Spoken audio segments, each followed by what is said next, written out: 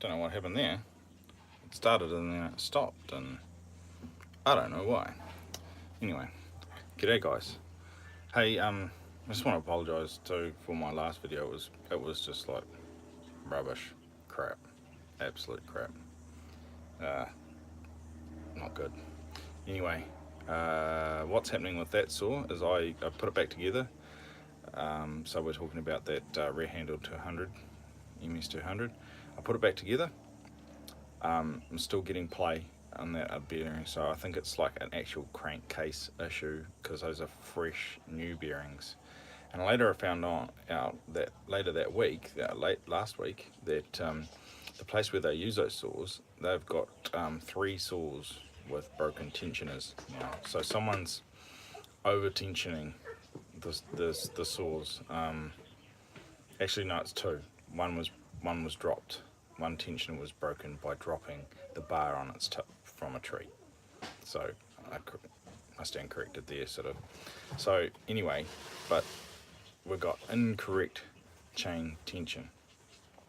So I wanted to talk about that. And where do I put it? Oh, here. I'm just going to put you guys on the tripod because I think that's going to be easier for this. And we're going to have a look at some chain tension because it's an important thing. Like, if you don't know what to do for chain tensioning, then it's not a good thing. So hopefully I'll be able to show you. And we have the mighty 4.6 here, my one. That's really good. I love this saw. You probably know that I love this saw. Anyway, so hopefully what I can show you here is going to be good for you. If we can just move this back even a little bit more. Right, so you can see most of the bar there, 25 inches of it. Alright, so I'm just going to loosen off the nuts on the bar nuts there. Okay, loosen them off.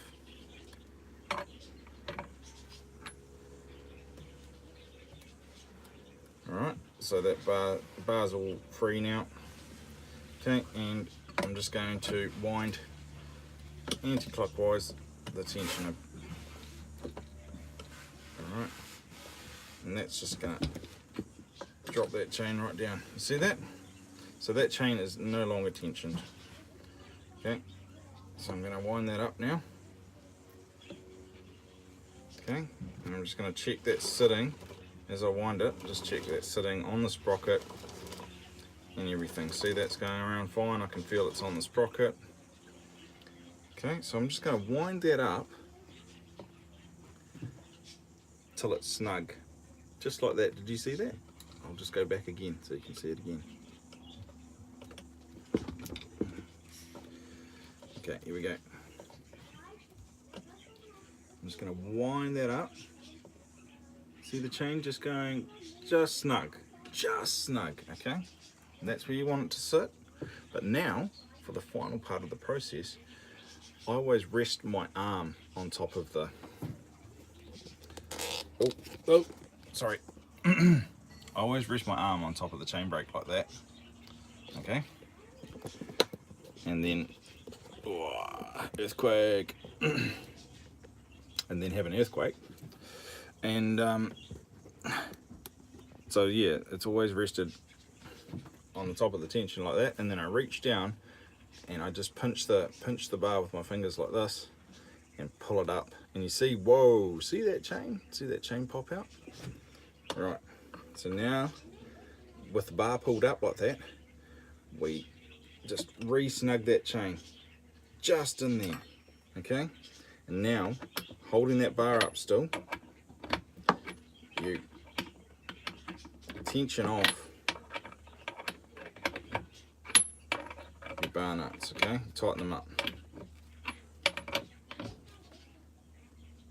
That's cool. Got one in there that'll hold it. And then put another one in, tension it.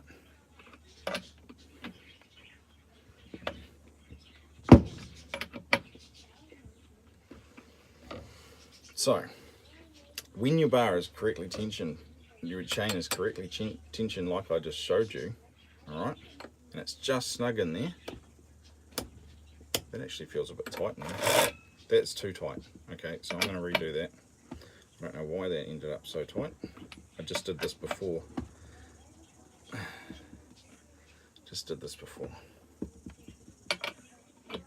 I'm going to get it right for you guys, okay?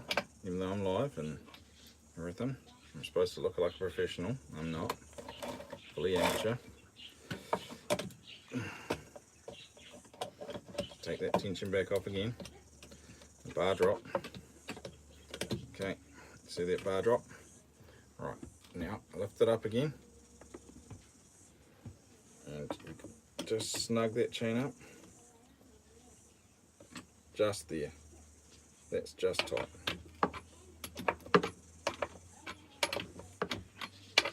Now the reason why you lift the bar up as well is because most of your force is cutting down, not cutting up. So you want your bar sitting on that front bar stud hard, you know, so it's hard because you're going to be forcing down when you're cutting. All right. So now we've got that tension back up again, and there we go. That's probably slightly loose. Oh no, that's all right. That's about where you want it sitting there. Okay. So that's where you want it. See how this freely just cruises around? So you're just snugging it up, okay, with the bar, the fingers again, pulling it up and just snugging it up. All right, that's what you're doing. That's all you're doing to get correct tension from the chain, and you want it running nice and free like that. And I've just another thing you can do is with the handy bar here is and I've just done it because you can see the grease. I'll get you up close. You can see the grease coming out of the hole there. Just grease that sprocket if you've got one that can be greased. Not all bars have them, but that is correct bar tensioning. Okay, correct, because you can see it just scoots around like that. It's not too tight, it's just right. Okay, and that's how you do it. So I just wanted to bring that to everyone's attention. I know most of you who watch my channel probably know how to do tension your chain properly, your bar properly, but like sometimes you don't realize just how the little things, the sort of the foundational things of running saws, just get missed for some people. And you're like, because I didn't always know that. I guess I knew how to get correct tension because my dad did show me, but one of the things that I missed in that was to pull the bar up so that it's that front stud is resting, you know, so that when you apply force up, when you're going into the log, like pushing down into the log, then you're going to have that front stud resting appropriately on the stud of your bar there. So the bar's not going to slip, move around, you're not going to slip out of correct tension or anything funny like that, you know. And it's not hard on your gear. But anyway, that is correct chain tension. For those of you who need to know, like I said, sometimes this gets missed. And just before we go, I'll show you an upcoming project I've just landed. So we'll just put this down.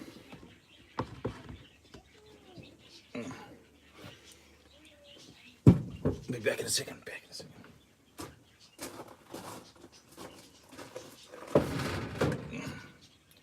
All right, that's an MS280. Seen a little bit of a hard life. I think it's been run on a farm, this one. Still in fairly good nick though. But, so what we're looking at here is it stopped running. I haven't whipped the muffler off yet. I haven't done anything on the saw. This is my first look at it. Okay, I haven't done anything on the saw. So this is, I've taken this cover off before. Okay, but this is the first time. I've never taken even that air filter cover off or anything like that. So this is new to me, new to you. All right. But one thing I noticed when I took this cover off is, hang on, I'm just going to change a couple of things around so you can see better what I'm talking about. Put you up in the cradle. That's what we'll do. All right. Here we go. This is quite interesting. This is an interesting one, guys. Okay. Right.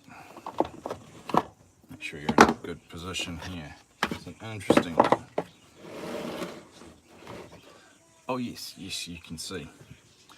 So, here we are. MS280. Not running properly. Look at this. Should we take it out? I haven't even taken it out before. Should we take it out? See what's going on. Wow.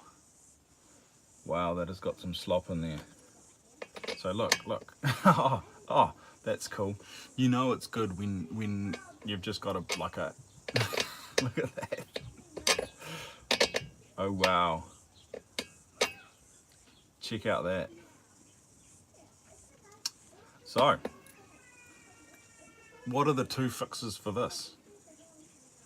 Well, the most obvious one is a new cylinder, right? Yep, it's the obvious one, and possibly if it's scored and stuffed, that's what we'll be looking at. The other one is a helicoil. That's the other one, a helicoil. So if you're talking about pulling this apart, putting a helicoil in, and using the cylinder again. Now the chainsaw guy, he does that, and they work fine. He sees a lot of the 441s used to have that issue. The original 441s that came out, I think before they were even M-tronic. Are they M-tronic now? I'm not sure. Anyway, they could be, maybe not.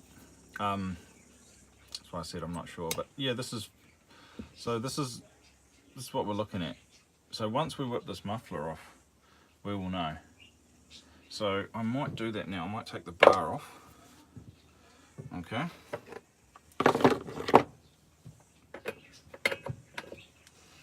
So this Farmer Ranch range. Farmer Ranch range, 55cc saw.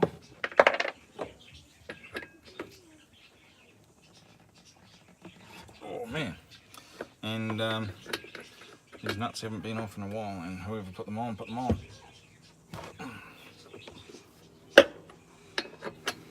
Doesn't have to be that hard, guys.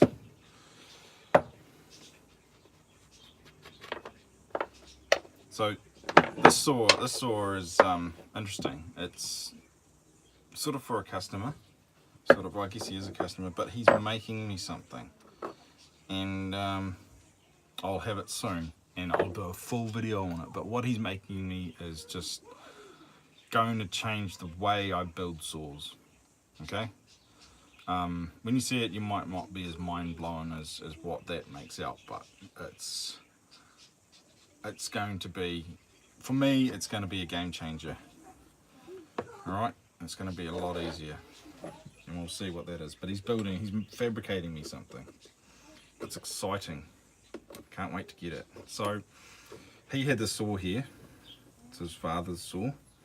His father's got another one now. So, but he's like, "Can you fix this?" And I'm like, "Yeah, okay." At first I thought it was a 2.6, and I said, "Oh, I've got a 2.6 cylinder, you know." So he's like, "Oh yeah, sweet as," but it turned out it was a 2.8. So, you know, I just hang this up. Right, that's over there now. And we'll just get into whipping this muffler off and have a look. Okay. Let's put those in there for now. Yeah, let's have a look at this.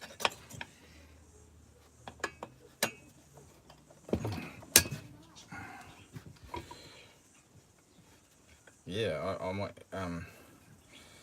might have to get some sort of camera mount on this new thing I'm getting. I think something different you're gonna have to change, because you're not gonna be able to sit up in that cradle and see what I'm doing anymore. I might have to mount it somewhere different. Which is okay. It's okay. It's just, you know, change is a good thing. We'll just adapt and move on.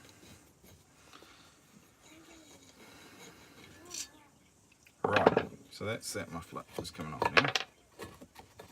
Just lift that out of there. And we'll have a look down the wall here. Okay. Should turn over easy because we've got no compression. I wonder if we can.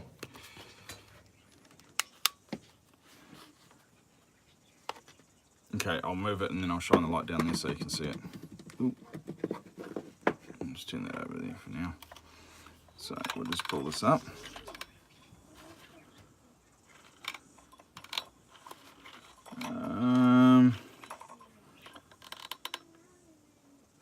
That's not scored.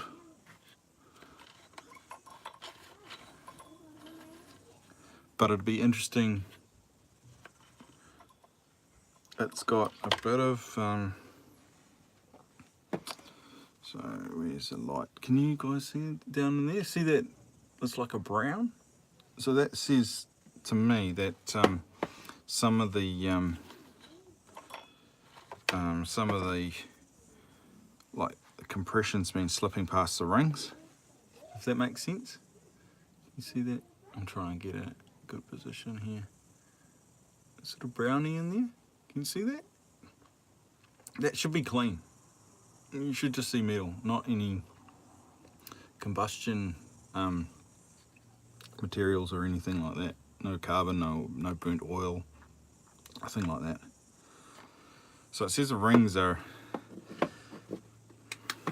maybe at the end of their days. So it could be like new piston rings, or just rings. Could be just rings. Could probably get away with rings once we open this up and have a look. Like I said, guys, this is the first time I've seen this saw, so I've taken stuff off it. But it could be just rings, and maybe a helicoil for a fix. I'm going to check the seals. I'll check the bearings. I'll check everything on it. Make sure she's all running good when it goes back together. It'll be my first time doing a helicoil. I'll do a very nervous video of that because you'll be all watching, and it's my first time doing a helicoil, and if I stuff it up, it's a new cylinder. So hang on. So yeah, but we could do that. We could do all that. It's just gonna take some time. So for me to obviously get the parts, things together for this. Take it all apart, strip it down, clean it, check the bearings and seals.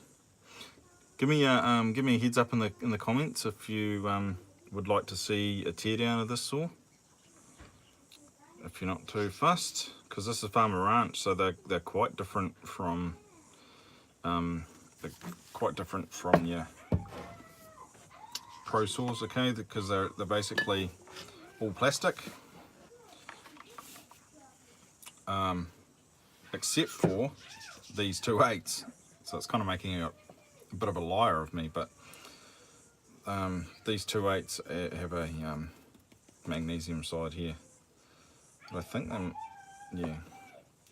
So they're a bit different in the Farmer Ranch range, but most of them just have plastic casings, and that's actually not the casing, it's just a housing for like what they call a clamshell piston. Alright, so a clamshell piston, basically, I'll show you on this. So like if you can imagine, like this is a Pro Tour, right? This is a 4.6 cylinder that bolts down onto your case, right? Down on your case. Well, in the farmer ranch trains, they don't have that system. The case doesn't have the crank in it. The crank's all contained in like a small cup at the bottom of this, and the bearings and everything's all in one unit. Okay, so that's what the clamshell. That's why they call it a clamshell, and then that fits in the polycarbonate housing. But yeah, so if you want to see a teardown of this saw, give me a let me know in the comments. Otherwise, I'll save that and I'll come back to you for the helicoil and the rings and the rebuilding of the saw. Yeah, be fun. I've never worked on a 2.8 before, so quite different, because I'm interested to know how this functions as a it actually looks like it's not a true clamshell. It looks like this is actually part of the crank, this magnesium part, but this is plastic over this side, so yeah, go figure. I don't know. Never worked on one of these. They are a farmer ranch range, so these are not professional saws. They're not usually got magnesium cases and stuff like that on it. And yeah. Anyway, I'm just blabbering on now. So I'll let you guys go and get back to your day, and I'll go truck on some stuff. And so Stihl for life, and we'll see you later. Thanks very much for watching. Remember to like, share, comment, subscribe. If you want to see more different content, give me a comment, tell me what you want to see, and we'll try and hook you up, especially if it's maintenance related on